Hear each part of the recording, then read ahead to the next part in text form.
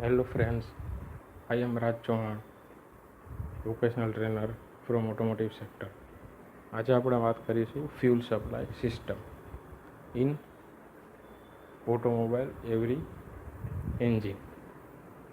Fuel supply system means કે fuel કઈ રીતે ઓટોમોબાઈલ જેમ કે 2 વ્હીલર છે, 4 વ્હીલર છે, એની અંદર ફ્યુલ સપ્લાય સિસ્ટમ કઈ રીતે આપવામાં આવેલ હોય છે, કઈ રીતે વર્ક કરે છે, તેના કમ્પોનન્ટ કયા કયા છે અને તેના દરેક કમ્પોનન્ટનું ફંક્શન શું છે તે આજે આપણે ફ્યુલ સપ્લાય સિસ્ટમમાં જોઈશું. ફ્યુલ સપ્લાય સિસ્ટમ તો દરેકમાં ફ્યુલ સપ્લાય સિસ્ટમ અલગ અલગ હોય છે અને એમાં 2 પ્રકારના એન્જિનનો ઉપયોગ થાય છે.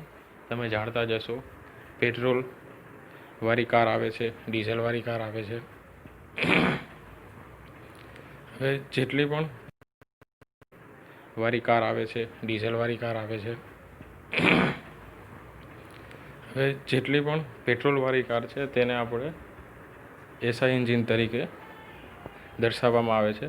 એસઆઈ એન્જિનનો મતલબ થાય છે સ્પાર્ક ઇગ્નિશન એન્જિન, અને જે કારમાં ડીઝલનો ઉપયોગ થાય છે એને આપણે કહીએ છીએ CI engine, means compression ignition engine.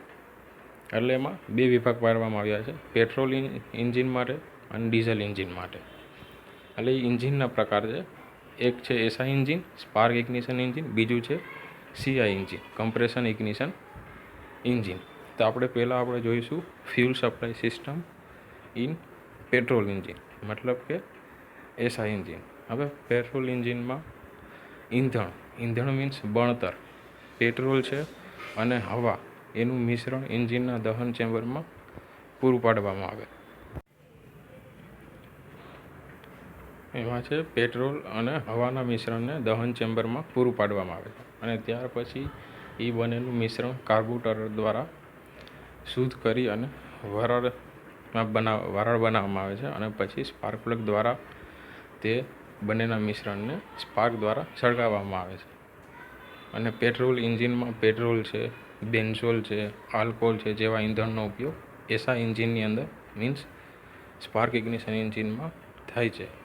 હવે નીચે આપણે લાઇન ડાયાગ્રામ દર્શાવેલ છે પેટ્રોલ એન્જિનનો, કે પેટ્રોલ એન્જિનમાં ફ્યુલ છે એ આપણે પેટ્રોલની ટાંકીથી લઈ અને એન્જિન લગીન કઈ રીતે પહોંચે છે. તો ચાલો જોઈએ કે એમાં પહેલું છે ફ્યુલ ટેન્ક, મીન્સ કે જ્યાંથી આપણે પેટ્રોલ ભરીએ છીએ એને કહેવામાં આવે છે ફ્યુલ ટેન્ક, કે જ્યાં પેટ્રોલ છે એનું સ્ટોર કરવામાં આવે છે. મીન્સ કે પેટ્રોલ ત્યાં સ્ટોર થયેલ હોય છે. ફ્યુલ ટેન્ક, ફ્યુલ ટાંકી. જે ફ્યુલ ટેન્ક છે એમાંથી પેટ્રોલ ક્યાં જાય છે? ફ્યુલ લાઇનની અંદર. એટલે મીન્સ ફ્યુલ ટેન્ક પછી ફ્યુલ લાઇન, એની આગળ જોડવામાં આવેલું હોય છે ફ્યુલ પંપ, મીન્સ પંપ. પંપનું કાર્ય છે જ્યારે રન થાય છે પંપ, ત્યારે પંપનું કાર્ય છે જે ફ્યુલની ટાંકી છે એમાંથી ફ્યુલને ખેંચવાનું, અને જે ફ્યુલ સક થાય છે એ ફ્યુલ લાઇન મતલબ કે નોઝલ છે, ટ્યુબ છે, એના દ્વારા ફ્યુલ પંપમાં આવે છે. ફ્યુલ પંપમાં હાઈ પ્રેશરે જે ફ્યુલ આવે છે એને ડાયરેક્ટ આપણે એન્જિનમાં નથી એપ્લાય કરતા, એની આગળ જોડેલું હોય છે ફ્યુલ ફિલ્ટર. જેવી રીતે એર ફિલ્ટર આવે એવી રીતે ફ્યુલ ફિલ્ટર. ફ્યુલ ફિલ્ટરની પછીનો ભાગ છે કાર્બોરેટર, કે જેમાંથી પસાર થાય છે. પછી આવે છે ઇન્ટેક મેનિફોલ્ડ અને ત્યારબાદ જાય છે એન્જિનમાં. એની બીજી આકૃતિ છે જેમાં વધારે સમજાશે તમને, કે fuel supply system in SI engine. કે તમે જોઈ રહ્યા છો ફિગરમાં કે પેટ્રોલ ટેન્ક બતાવેલ છે, કે જ્યાંથી આપણે પેટ્રોલ ગાડી ફિલ કરાવીએ છીએ એ ત્યાંથી એક પાઇપ છે, મતલબ નોઝલ, ટ્યુબ ગમે તે, કે જ્યાં ફ્યુલ ટેન્ક છે ત્યાં એક પાઇપ આપેલી હોય છે. જે પાઇપ છે એ પંપ આરે જોડેલી હોય છે. પંપ છે એ એક ફ્લેક્સિબલ પાઇપ, કે પંપ આગળથી પ્રેશર હોય છે એ હાઈ હોય છે. પંપનું કાર્ય શું છે? સક કરવાનું અને ટ્રાન્સફર કરવાનું, એક જગ્યાએથી બીજી જગ્યાએ પાઇપલાઇન થ્રુ એ લિક્વિડ ગમે તે પહોંચાડે છે. તો ત્યાં ફ્લેક્સિબલ પાઇપનો ઉપયોગ થાય છે અને ફ્લેક્સિબલ પાઇપ કાર્બોરેટરમાં જાય છે. કાર્બોરેટરનું કાર્ય શું છે? યોગ્ય પ્રમાણમાં હવા અને પેટ્રોલ, જે એની રેન્જ સ્ટાન્ડર્ડ રેશિયો પ્રમાણે સેટ કરેલું હોય કાર્બોરેટરને, એ રીતે કાર્બોરેટર બંનેનું મિશ્રણ કરે અને એ મિશ્રણને આગળ એન્જિનમાં ધકેલે. ત્યારબાદ હજી આપણે એનું વધારે ક્લેરિટી માટે હજી એક ફિગર જોઈએ કે fuel supply system again in petrol engine. તો આમાં તમને વધારે ક્લિયર થશે કે જો કાર્બોરેટર મિડલમાં હોય છે, એક બાજુથી આવતી હોય છે એરની લાઇન કાર્બોરેટરમાં અને બીજી બાજુથી આવતી હોય છે ફ્યુલની લાઇન. હવે જે એરની લાઇન છે એની આગળ એર કમ્પ્રેસર હોય છે. જે કમ્પ્રેસર છે એ એર સક કરેલી એર ફિલ્ટરમાં આવે, ફિલ્ટરમાંથી આવેલી એર કાર્બોરેટરમાં જાય. એવી જ રીતે ફ્યુલ ટેન્ક છે એની આગળ પણ ફ્યુલ ફિલ્ટર અને પંપ હોય. ફ્યુલ ટેન્કમાંથી ફ્યુલ ફિલ્ટરમાં જાય, ફિલ્ટર દ્વારા શુદ્ધ થયેલું ફ્યુલ, મતલબ કે પેટ્રોલની અંદર પણ થોડો ઘણો કચરો હોય, એવું ન હોય શુદ્ધિકરણમાં બધોય નીકળી ગયો, પણ થોડા ઘણા જે નકામા દ્રવ્યો હોય એ એન્જિન સિલિન્ડરમાં દાખલ ન થાય એના માટે ફિલ્ટરનો યુઝ કરવામાં આવે અને ફિલ્ટર પંપ દ્વારા કાર્બોરેટરમાં જાય. કાર્બોરેટર છે એ બંનેનું એર અને પ્લસ ફ્યુલ બંનેનું મિશ્રણ છે એ એન્જિન સિલિન્ડરની અંદર દાખલ કરે.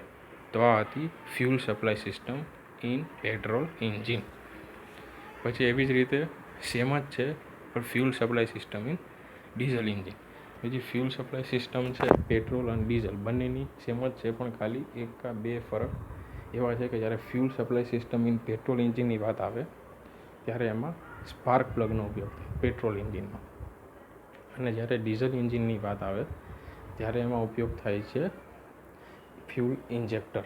ત્યાં સ્પાર્ક પ્લગનો ઉપયોગ કરવામાં આવતો નથી, કારણ કે જે ડીઝલ એન્જિનમાં જે ડીઝલ છે એ જલ્દીથી વરાળમાં રૂપાંતર થતું નથી. એનું જે મેલ્ટિંગ પોઈન્ટ કહેવાય અથવા તો જે પોઈન્ટ કહેવાય તે પેટ્રોલ કરતાં હાઈ છે. કે ડીઝલ એન્જિનમાં પણ ફ્યુલ સપ્લાય સિસ્ટમ જેવી જ છે. તેમાં માત્ર એક જ ચેન્જ થાય છે કે તે જ્યારે પેટ્રોલ એન્જિનમાં કાર્બોરેટર અને સ્પાર્ક પ્લગનો ઉપયોગ થાય છે, જ્યારે ડીઝલ એન્જિનમાં ફ્યુલ ઇન્જેક્શન પંપ અને ફ્યુલ ઇન્જેક્ટરનો ઉપયોગ થાય છે. અને કમ્પ્રેશન ઇગ્નિશન એન્જિન કહેવાય. હવે કમ્પ્રેશન ઇગ્નિશન એન્જિનના કિસ્સામાં ઇંધણને પંપ દ્વારા ઇન્જેક્ટ કરી ફ્યુલ ઇન્જેક્ટરમાં મોકલવામાં આવે છે અને આ ઇન્જેક્ટર કમ્પ્રેશન સ્ટ્રોકના અંતમાં ઇંધણને એન્જિન સિલિન્ડરમાં સ્પ્રે કરે છે. એટલે કે જે બંનેનું મિક્સર હોય એ ફ્યુલ ઇન્જેક્ટર દ્વારા છેલ્લે સિલિન્ડરમાં સ્પ્રે કરી દે અને જે સ્પ્રે થયેલ એર અને ડીઝલ હોય એ પિસ્ટનના દબાણને કારણે, કમ્પ્રેશનને કારણે, ટેમ્પરેચરને કારણે ઓટોમેટિકલી ઇગ્નાઇટ થાય. જે નીચે આપણે એની ડીઝલની લાઇન ડાયાગ્રામ જોઈ તો એનો લાઇન ડાયાગ્રામ પણ સેમ જ છે કે fuel tank first of all ગમે તેમાં ફ્યુલ ટેન્ક ફ્યુલ છે ડીઝલ છે પણ એ પણ કેના દ્વારા જાય તો કે લાઇન દ્વારા જ ફ્યુલ ઇન્જેક્શન પંપમાં જાય. હવે પંપનું કાર્ય શું તો કે ફ્યુલ ટેન્ક છે જે ડીઝલ ટેન્ક છે એમાંથી ડીઝલને ખેંચવાનું, પછી fuel injection pump through fuel ઇન્જેક્શનમાં જાય, પછી ડીઝલને પણ ફિલ્ટર કરે એટલે ફ્યુલ ફિલ્ટરનો ઉપયોગ થાય. પછી ફિલ્ટર થયેલું ફ્યુલ ઇન્જેક્ટરમાં જાય અને ઇન્જેક્ટરમાંથી એન્જિનમાં જાય. હજી વધારે ક્લિયર થાય તે માટે આપણે એનો થોડો ક્લિયર ડાયાગ્રામ જોઈએ કે fuel supply system in diesel engine, CI engine, compression ignition engine. તો એની રીતે તમે જોવું તો ફ્યુલ ટેન્ક આપી જે પ્રિલિમિનરી ફ્યુલ ફિલ્ટર જ છે કે જે ફ્યુલ ટેન્ક છે એની અંદર પણ ફ્યુલ છે એ ફિલ્ટર થઈને જતું હોય.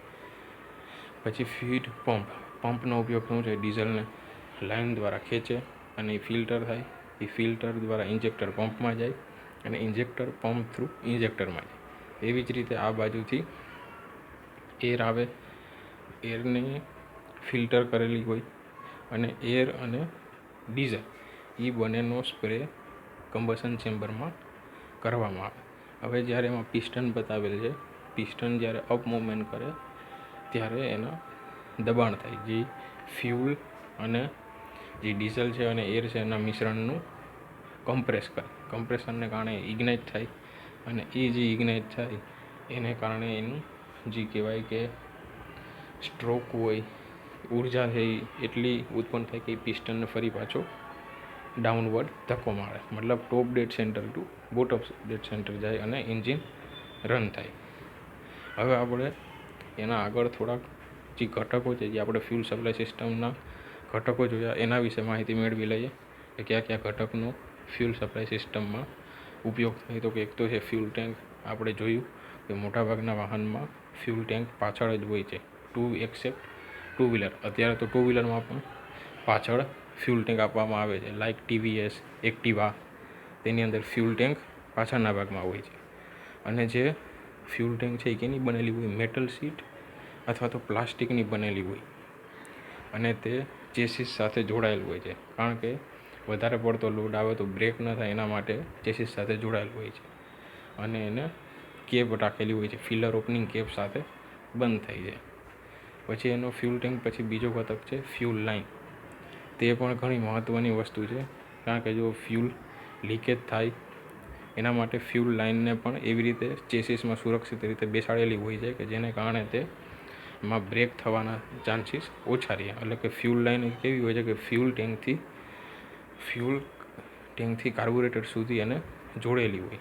ફ્યુલ લાઇન થ્રુ જ ફ્યુલ છે એ કાર્બોરેટર સુધી પહોંચે છે, અને ચેસીસમાં એવી રીતે એને ગોઠવી હોય કે જે સુરક્ષિત રીતે વગર ડેમેજે જાય. પછી ફ્યુલ ફિલ્ટર, તેનું કાર્ય ફ્યુલમાં રહેલા નકામા દ્રવ્યને દૂર કરવાનું છે. એર ક્લીનરનો ઉપયોગ હવામાંથી સક કરેલું હોય, એટમોસ્ફિયરમાંથી હવા, તેમાંથી નકામા રજકણો, ડસ્ટ કરો દૂર કરવાનું છે. પછી fuel injection pump.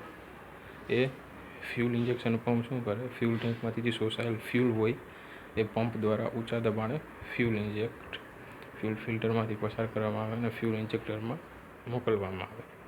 Fuel injector શું કરે, ફ્યુલ ઇન્જેક્ટર ઊંચા દબાણે ઈંધણને કમ્પ્રેસ કરે અને અંતે સિલિન્ડરમાં દાખલ કરે. અને પ્રેશર રેગ્યુલેટર, તે ઇન્જેક્ટરમાં દાખલ થતા દબાણની માત્રા નિયંત્રિત કરે છે. પ્રેશર રેગ્યુલેટરનું કાર્ય શું છે કે ઇન્જેક્ટરમાં જે ચાર્જ બન્યો એનું દબાણ બરાબર છે કે નહીં એ નિયંત્રિત કરે. અને જો વધારે ચાર્જ બની ગયો હોય તો જે વધારાનું ફ્યુલ છે એને ફરી પાછું ડીઝલ ટેન્ક છે અથવા ફ્યુલ ટેન્ક છે એની અંદર પાછું મોકલી દેવામાં આવે. હવે છે આ એસઆઈ અને સીઆઈના ફ્યુલ સપ્લાય સિસ્ટમના ઘટકો. તો આપણે જો બંનેના ફ્યુલ સપ્લાય સિસ્ટમના ઘટકો જોઈએ તો બેયના સેમ જ છે. Fuel tank, fuel line, fuel pump, fuel filter. પછી અહીંથી કાર્બોરેટર છે એસઆઈ એન્જિનમાં, પેટ્રોલ એન્જિનમાં, એની જગ્યાએ અહીંયા પંપ અને ફ્યુલ ઇન્જેક્ટર આવે. સ્પાર્ક પ્લગ સીઆઈ એન્જિનમાં ના આવે, એસઆઈ એન્જિનમાં સ્પાર્ક પ્લગ આવે.